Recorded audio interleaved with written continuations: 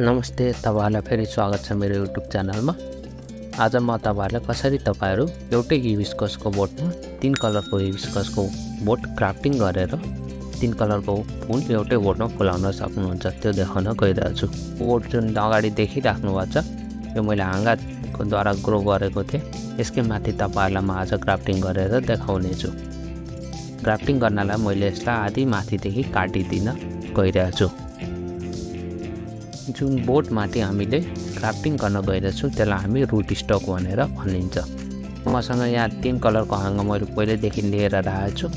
म तपाईहरुलाई एउटा हाँगामा जसरी म यहाँ भिडियोमा दुवैतिरदेखि कटिङ गरिरहेको छु त्यसरी नै तपाईहरुले यो हाँगालाई जुन हामीले रुट स्टकमा जोड्न गइरहेको हुन्छौँ यसलाई दुवैतिरदेखि जसरी भिडियो मैले कटिङ गरिरहेको छु तपाईहरुले पनि त्यसरी नै कटिङ गरिदिनु। यो रुट स्टकमा जसरी म तपाईहरुलाई भिडियोमा कटिङ गरेर देखाएको छु त्यसरी तपाईहरुले कटिङ गर्नु होला।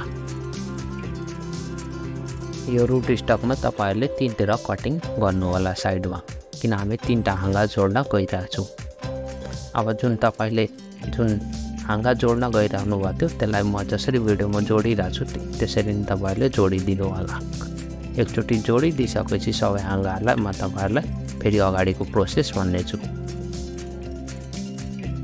यहाँ हेर्न सक्नुहुन्छ मैले सबै हाँगा जोडिदिसकेपछि अब यो एक हाँगाहरूलाई जोडिदिसकेपछि यिनीहरू अब 1 महिनासम्म कम्तीमा आफ्नो ठाउँदेखि हल्नु भएन। त्यसको लागि तपाईहरुले यसलाई राम्ररी टाइटली बान्नु होला।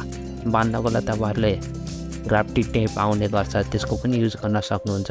ग्राफ्टिङ टेप छैन भने म नर्मली यहाँ डोरीको युज गरिरहेको छु। तपाईहरु पनि नर्मली कुनै प्लास्टिकको डोरी या फिर नाइलनको डोरी जुनसुकै युज गर्न सक्नुहुन्छ। र केही पनि छैन भने नर्मल घरमा जुन सेलो टेप हुन्छ हामी पेपर टाँस्नलाई त्यो सेलो टेपको युज गर्न सक्नुहुन्छ। अब यसलाई एकचोटि टाइटली बानिदिइसकेपछि हामीले यसलाई पुरै प्लास्टिकले कभर गरिदिनु पर्ने हुन्छ जसबाट मोइस्चर यसबाट स्केप नगरोस्। किन मोइस्चर लुज भयो भने हाम्रो कटिङ फेल हुन जान्छ। जुन हामीले ग्राफ्टिङ गरेछौँ यो सबै हाम्रो मेहनत फेल हुन जान्छ। त्यसलाई प्लास्टिक लाउनु आवश्यक जरुरी छ। एकचोटि प्लास्टिकले कभर गरिदिइसकेपछि तपाईहरुले यसलाई एकचोटि प्लास्टिकले कभर गरिदिइसकेपछि हामीले जुन ग्राफ्टिङ गरेछौँ यसलाई हामीले कम्तीमा 20-25 दिनसम्म छायामा राख्नुपर्ने हुन्छ। हामीले ग्राफ्टिङ राम्ररी गरेको छौँ भने त्यो 15 देखि 20 दिनमै सक्सेस हुन जान्छ। त्यस पछाडि हामीले प्लास्टिकले फेरि यसलाई कभर गर्ने जरुरी हुँदैन। यो हेर्न सक्नुहुन्छ यो म तपाईहरुलाई 15 दिनपछिको अपडेट दिइरहेको छु। तर अझै पनि यसलाई घाममा नराख्नु बेस, किन अहिले पनि यो सरिसकेको छैन हाम्रो बोट राम्ररी।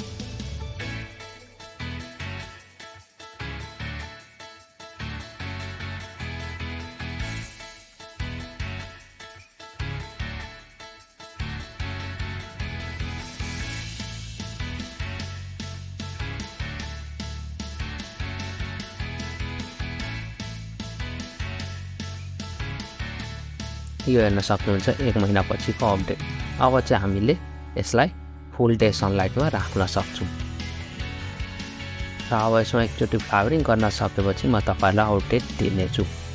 आशा गर्दछु तपाईहरुलाई यो भिडियोबाट केही कुरा सिक्नु मिल्यो होला। यो भिडियो तपाईहरुलाई मन परेछ भने भिडियोलाई लाइक गरिदिनु होला र यस्तै नयाँ भिडियोको लागि च्यानललाई सब्स्क्राइब गरिदिनु होला। र यो भिडियो हेरिदिनु भएकोमा धन्यवाद।